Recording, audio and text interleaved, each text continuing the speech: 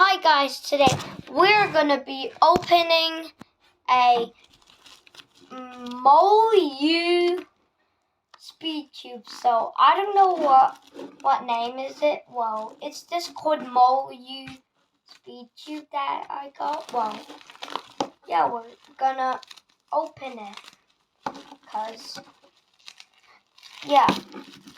this one has this packet like this. So weird, but gonna try if the cube is good or not. And wow, this is shiny. Well, that is good.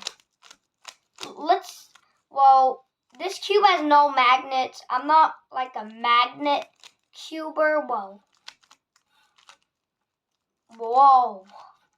Magnet cutting is corner cutting is so good.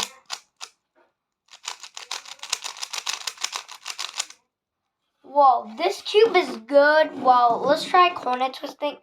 Yeah, this cube doesn't corner twist. It's like a 2-color cube. So yeah, this is kind of good. So yeah, I recommend you buy this cube. Well, I don't know what name is it. So bye.